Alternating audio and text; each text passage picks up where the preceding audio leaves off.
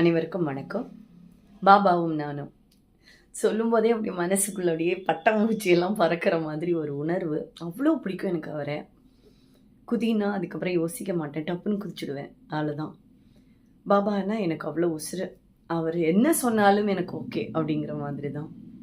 2016லிருந்து அவருடனான இந்த பயணத்தில எத்தனையோ மிராக்கிள்ஸ் நடந்திருக்கு.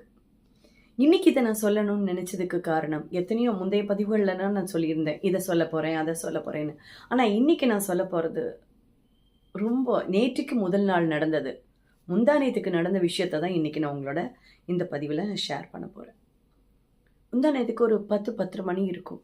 ஆக்சுவலா திடீர்னு எனக்கு குழந்தைக்கு பயங்கர வயித்து வலி. தாங்க முடியலம்மான்னு சொல்லி அழறான். 6 வயசு அவனுக்கு. உங்க எல்லாருக்கும் தெரிஞ்சிருக்கும். இதனுடைய முந்தைய பதிவுகள் பார்த்தவங்க எல்லாருமே அவனை பார்த்துருப்பேன் இல்லையா? ரொம்ப வயித்து வலின்னு சொல்லி அழ ஆரம்பிச்சிட்டான். அம்மாவா இருக்கிற எல்லாருக்குமே நமக்கு வந்தால் பெரிய பிரச்சனையே கிடையாது. குழந்தைகளுக்கு வந்தால் நமக்கு கண்ணில் நீத்து கோத்துக்கிறது மட்டும் இல்லை, படபடப்பாயிடும். என்ன பண்ணுறதுன்னு சொல்லிட்டு மருந்தெல்லாம் தேடுவோம். ஆனால் என்னை பொறுத்தளவுக்கு நான் மருந்தெல்லாம் நம்புகிற ஆள் கிடையாது. பொதுவாகவே அவருடைய உத்தி தான் என்னுடைய பெரிய பலம். அடுத்தது சாய் சரித்ரா, ஸ்ரவண மஞ்சரி வரிசையாக இருக்குது. ஏன் அதில் ரொம்ப முக்கியமானது என்னென்னா இந்த உதி மந்த்ரா. ஏதாவது உடம்புக்கு சரியில்லைன்னா உடனே அந்த உதி மந்த்ராவையும் எடுத்து வச்சுப்பேன் நான் இப்போல்லாம். இதுக்கு முந்தைய பதிவில் நான் சொன்ன மாதிரி ஸ்ரவண மஞ்சரி அது ரொம்ப பவர்ஃபுல். ஓகேவா? அதுக்கானது அடுத்த பதிவில் நான் சொல்கிறேன். ஆனால் முந்தா நேற்று அவன் ரொம்ப வயிற்று வலிக்கிறது அப்படின்னு சொல்லி அழ ஆரம்பித்தான். அழறதுன்னு அப்படின்னா மெதுவாக சினுங்க ஆரம்பிச்சது. குழந்தையோட ஃபேஸ் அப்படியே மாறிடுச்சு கொஞ்ச நேரத்தில்.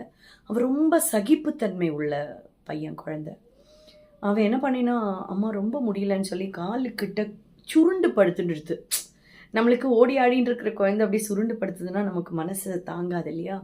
படுத்துன்னு என்ன சொன்னான், அம்மா அப்பாவை வர சொல்லு அப்படின்னு சொன்னான். என்ன அவர் பார்த்துப்பார்ல, டாக்டர்கிட்ட கூட்டின்னு போவார்ல அப்படின்னு. ஏண்டா நான் பண்ண மாட்டேனா அப்படின்னு நான் அவங்ககிட்ட கேட்குறேன். இல்லைம்மா நீங்கள் பண்ணுவள், இருந்தாலும் அப்பாவை கூப்பிடுங்க அப்படின்னு சொன்னான்.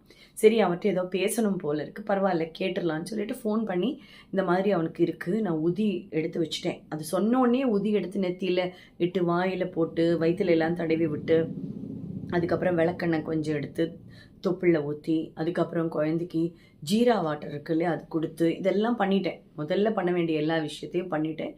பாபா பாபான்னு மந்திரம் சொல்லு அப்படின்னு சொல்லிட்டு பாபாவினுடைய உதி மந்திரம் இருக்குது, அதை நான் போட்டேன்.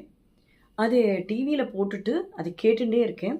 உங்களுக்கு அந்த உதி மந்திரம் வேணும்னா அந்த டிஸ்கிரிப்ஷன் பாக்ஸில் அதோட லிங்க் தரேன், அதை கேளுங்க.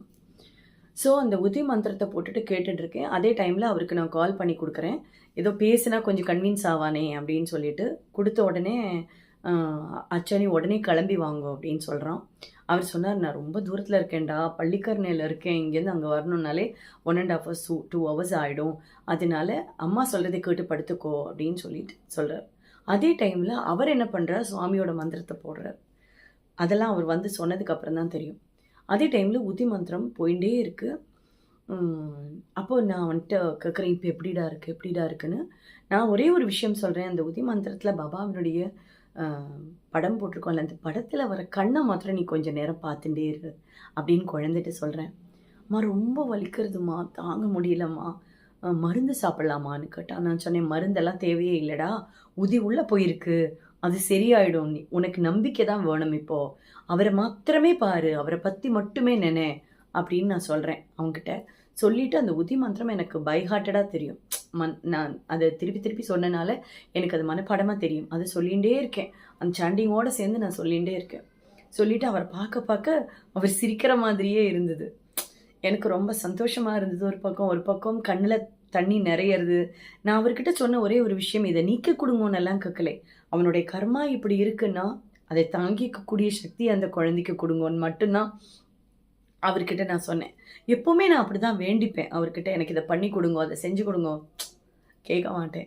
என்ன கர்மாக்காக நம்ம அது அனுபவிக்கிறதுக்காக வந்திருக்கோமோ அதை அனுபவிக்கலைன்னா திருப்பியும் ஒரு பிறவி உண்டுங்கிறது தானே உண்மை. ஸோ அந்த பிறவியே வேண்டாம், அவரோட காலடியில் சரணாகதி அடைஞ்சாலே போகும் அப்படிங்கிற எண்ணம் தான் மனசில் இருக்கும். அதனால கர்மா இருந்ததுன்னா அனுபவிச்சுடலாம் சாயி, ஆனால் நீங்கள் சொல்லணும், அவனை தாங்கிக்கிறதுக்கு உண்டான சக்தியை நீங்கள் கொடுக்கணும்னு அவர்கிட்ட சொல்லிகிட்டே இருந்தேன். கண்ணு கொஞ்சம் நிறைஞ்சிடுத்து, என்னதான் இருந்தாலும் அம்மா இல்லையா. இதை சொல்லிட்டு நான் அவர் அந்த மந்திரத்தையே சொல்லிட்டு இருக்கேன்.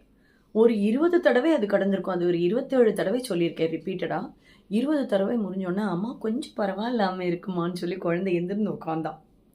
எனக்கு ஓரளவுக்கு சந்தோஷம். ஆனா எனக்கு நன்னா தெரியும் அது நடக்க போறது அப்படிங்கிறது. ஏன்னா அவர பரிபூர்ணமா நம்பணும். அதுதான் முக்கியம். அந்த நம்பிக்கை ஒரு காலம் நான் அவர்ட்ட வேண்டிக்கிறது. அதுல 1% கூட குறைஞ்சிடக்கூடாது. என்னைக்குமே உங்க மேல பைத்தியமா இருக்கணுங்கிறது மட்டும் தான் அவர்ட்ட கேட்டுப்பேன்.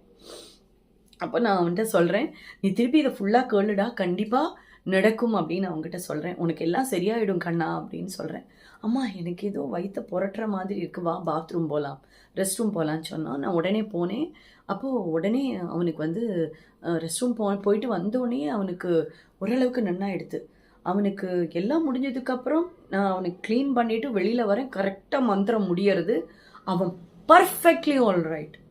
ஒரு பிரச்சனை கூட, ஒரு துளி வலி கூட அதுக்கப்புறம் இன்னி நேரம் வரைக்கும் இல்லை.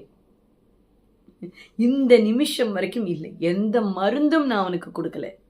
அவரோட மந்திரம் மட்டும் தான் மருந்து. உள்ள இருக்கக்கூடிய எல்லா விதமான செயல்பாட்டையும், அது எப்படி இருந்தாலும் சரி, உள்ள ஆர்கன்ஸ் எப்படி இருக்குன்னு நம்மளுக்கு தெரியாது. ஆனா, அது எப்படி இருந்தாலும் நிக்க வல்லவர் அப்படின்னா அது அவர்தான்.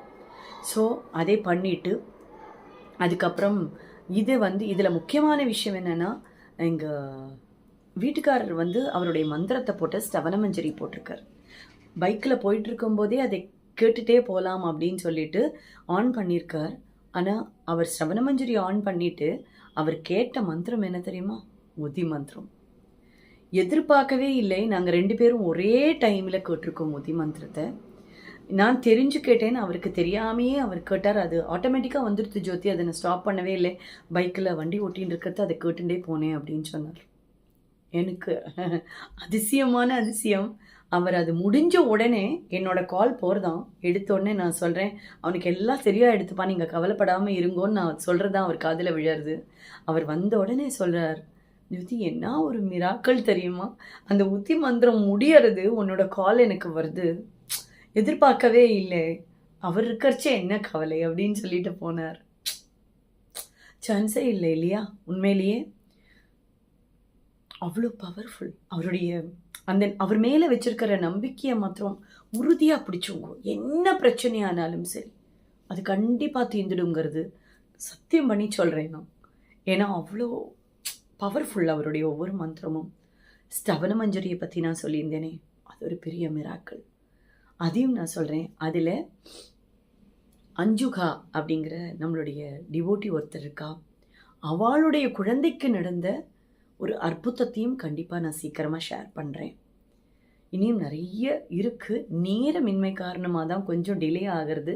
பட் இத கண்டிப்பா பாபாவும் நானும் இந்த சேனலை வந்து சப்ஸ்கிரைப் பண்ணி வச்சுக்கோங்க. வரிசையா அதுதான் வரப்போறது. நம்மளுடைய இன்னொரு சேனலும் இருக்கு, பக்தி சேனல். அது ஓம்கார் ஜோதி சேனல். அதையும் நீங்க பார்த்திருப்பீள் நிறைய பேரு. அதையும் சப்ஸ்கிரைப் பண்ணி வச்சுங்க. அதுல முக்கியமா பக்தி மயமான எல்லா விதமான மந்திரங்களும் அதற்கான பலன்களும் அதில் நம்ம சொல்லியிருக்கோம். ஸோ இந்த 2 சேனலும் கண்டிப்பாக உங்களுக்கெல்லாம் ரொம்ப பிடிக்கும்னு நினைக்கிறேன். பிடிச்சிருந்ததுன்னா, பதிவுகள் பிடிச்சிருந்ததுன்னா ஒரு ஓம் சாய்ராமாவது கொடுங்கோ. ஏன்னா அது இன்னும் மேன்மேலும் நம்மளுக்கு இன்னும் மற்றவாளுக்கு சொல்லணும் செய்யணுங்கிற எண்ணத்தை ஏற்படுத்தும். அதனால தான் சொன்னேன். ரொம்ப சந்தோஷம் நீங்கள் இந்த பதிவை பார்க்குறதுல எனக்கு ரொம்ப ரொம்ப சந்தோஷம். உங்களுக்கு தெரிஞ்சவாளுக்கும் அனுப்புங்கோ. சரியா? மீண்டும் சந்திக்கலாம். நன்றி, வணக்கம்.